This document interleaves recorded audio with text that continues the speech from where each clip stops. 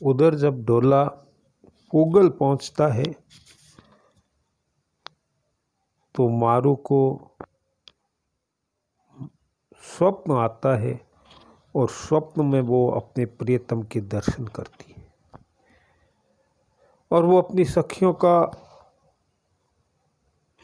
को अपना बखान करती है कि मैंने रात में स्वप्न ये देखा, स्वप्न में प्रियतम आई और मैं प्रियतम से मिली। और वो सारी बातें उनको अपनी सखियों को कहती है। सखियाँ उनको अरे सपने मुझे में सारी बातें कहती है और सखियाँ फिर सखियों ने समझाया कि स्वप्न को कोई दोष नहीं, स्वप्न का कोई दोष नहीं है। जो प्रियतम 100 योजन दूर रहते हैं वह उन्हें भी लाकर उनसे मिला देता है। स्वप्न में क्या होता है? वो सखिया कहती है सही है, फिर समझायहु सही है, सही है। मतलब सखियाँ फिर समझाती है सुनऊ दोष न कोय, सौ जोयन साहिब बसई आण मिलाऊ तो।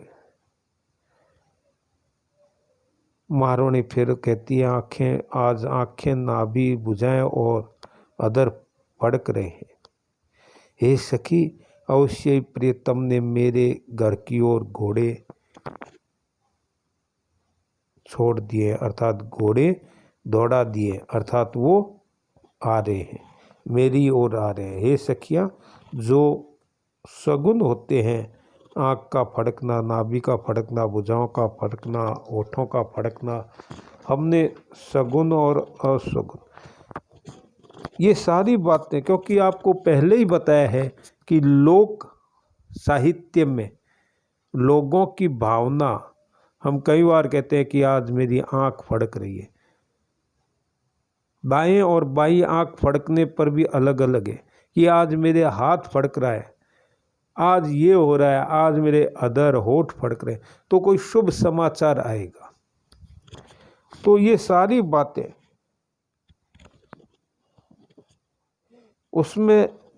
इसमें ढोला मारू में बताई गई है। आज मुझे बड़ा उल्लास है, नहीं जानती कि क्यों और किस कारण है, क्योंकि दूसरा तो हो ही नहीं सकता। पर पुरुष तो मेरे लिए बड़े भाई के समान है, फिर अधर किस कारण फड़कता है। देखो, शिक्षा दी गई है। आज उमा हऊ मो धरणऊ ना जानू किम केण, और पुरुष परायो वीर बड़ अहर फुरक कई केण, कि पर पुरुष मेरे भाई के समान है, भाई के समान है। और प्रियतम आएंगे, मेरे अंगों का फड़कना मुझे सूचना दे रहे हैं कि मेरे जो अंग फड़क रहे हैं, तो मानो प्रियतम आएंगे। प्रियतम आएंगे तभी तो मेरे अंग फड़क रहे हैं। ये सारी बातें होती है, वो सखियों को बताती है। और उधर ढोला है, साला कुमार है, वो पूगल पहुंचता है और वो वहाँ जो कुआं का वर्णन है, ढोला कहता है संध्या समय आकाश में बादल आदि आगे गिराए, ढोला ऊंट को छड़ी से मारता हुआ पूगल के पास आ गया। पानी बहुत गहरा कुओं में मिलता है और कटीले स्थान है, वह बड़ी कठिनाई से चढ़ा जाता है। मारवाणी के कारण ऐसे अस्पष्ट पूर्व देश देखे, अर्थात इतनी कठिनता। यहाँ पानी भी क्या है, अपने राजस्थान यहाँ के जो कुएं हैं बहुत गहरे हैं और वहाँ पानी मुश्किल से मिलता है।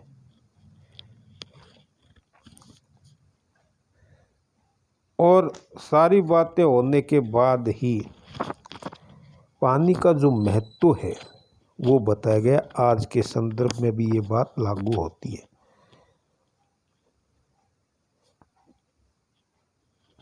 अब कोठे देखो, यहाँ जो वर्णन किया गया है पानी में,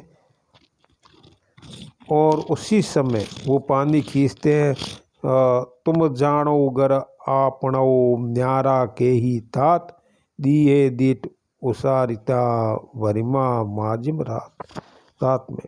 और वो जो चारण होता है, विशु जो पुगल चारण होता है, वो आ पहुंचता है और वो जाग कर के सूचना देता है राजा को। जो राजा होता है, पुगल का राजा होता है, वो जाग कर के सूचना देता है कि महाराज ढोला जो है, साला कुमार है, वो पुगल में आ गए हैं और उनकी खातिरदारी की जाए। राजा रानी प्रसन्न होते हैं, बड़े प्रसन्न होते हैं वो कि साला कुमार आया है, हमारा दामाद आया है। और फिर मारवणी हर्षित हो जाती है। मारवणी के खुशी का ठिकाना नहीं देता है। मारवणी ने सखी से कहा, हे सखी, स्वामी आए, सब कार्य सफल हुए। पूर्णिमा के चंद्र की तरह ढोला रूपी चंद्र के उदय होने से चारों दिशाएं प्रफुल्लित हो गई। साहिब आया, हे सखी, कजा सहू सरिया, पूनम केरे चंद जू दिशि चारों बलिया है। साजन आगे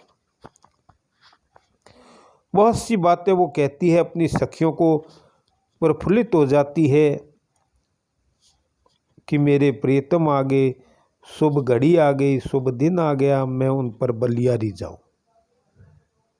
वियोग में जो जल रही थी, वियोग में जो तड़प रही थी, प्रियतम के आने की बात सुनते ही उनकी खुशी का ठिकाना रही। और वो कहती है, हे सखियां, सखिए साहिबाविया मन चाहंती मोह, संबोधन करती है सखियों को ही सखियों को। वाड़ी हुआ बंधावना, सज्जन मिलिया सोए। और वो बहुत कुछ होती है आगे। फिर वो सखियां क्या करती है कि वो सखियां मारवणी का श्रृंगार करती है। मारवणी का श्रृंगार करके उसको सजाती है, 16 श्रृंगार करती है। 16 श्रृंगार का भी इसमें वर्णन किया गया। 16 श्रृंगार दूसरा हिंदी साहित्य में, साहित्य शास्त्र में एक आता है नखशिख वर्णन। 16 श्रृंगार का बहुत कुछ वर्णन आता है। और नखशिख का वर्णन क्या है? नखशिख वर्णन क्या है? श्रृंगार जो है वर्णन किया गया है, नख से लेकर के शिखा तक, नख से लेकर के सिर तक जो अंग है उनका वर्णन किया गया है, वो नखशिख वर्णन कहलाता है। यहाँ भी सारा वर्णन करता है। और जब आ जाता है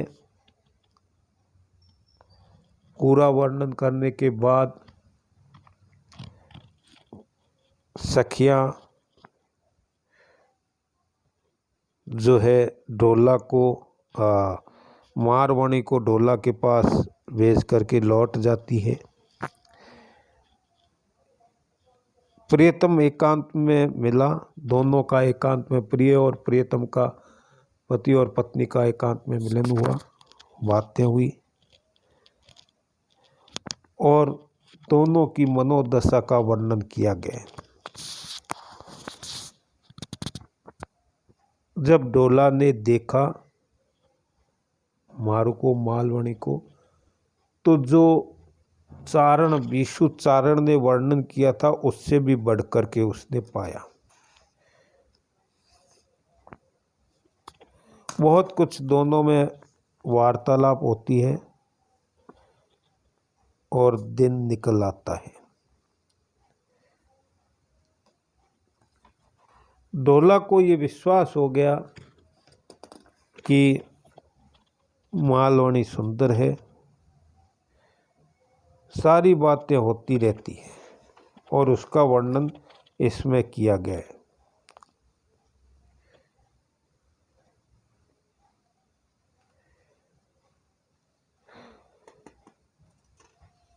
गुणवान मनुष्यों के बारे में जो गीत आदि विनोद बीतते हैं, सारी बातें होती है और वो सारी रात निकल जाती है प्रश्न और उत्तरों में।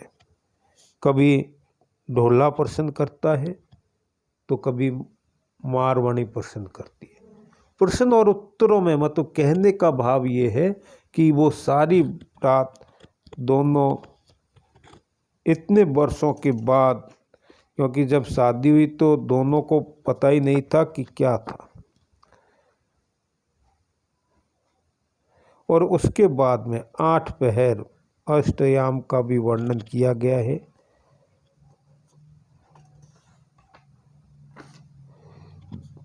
ढोला मारवाणी इस प्रकार से वहाँ रहते हैं और दोनों के प्रेम का वर्णन किया गया है।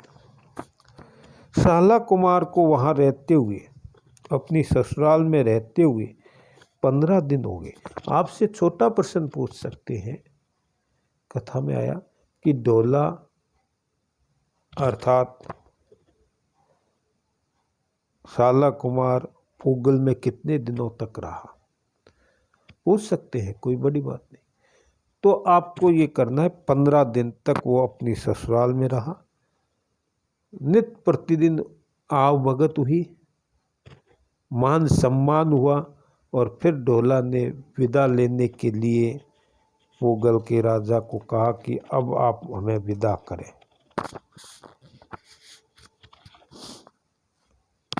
जब वो विदा होने के लिए राजा ने कहा तो बहुत कुछ उनके साथ दिए, जिसको दाइजा कहते हैं, दहेज कहते हैं। ये जो है दहेज, बहुत कुछ आज दहेज देना और लेना अपराध हो गया है। लेकिन दहेज का मतलब क्या है? दहेज, हेज मतलब प्रेम के साथ जो दिया जाए, श्रद्धा के साथ दिया जाए। और पहले क्या होता था, दहेज देते, रामचरितमानस में तुलसीदास जी ने भी वर्णन किया है, जो राजा जनक ने दहेज दिया तो क्या किया उसका, कि सारी प्रजा में बांट दिया। राजाओं के जो दहेज होते थे वो सारी प्रजा में बांट दिया उन्होंने दहेज को। तो ये बात होती है। अब वो वहाँ से रवाना होते हैं। अंतिम जो वीडियो होगा उसकी कथा का समापन किया जाएगा। रवाना होते हैं और उसके आगे की अगले वीडियो में कथा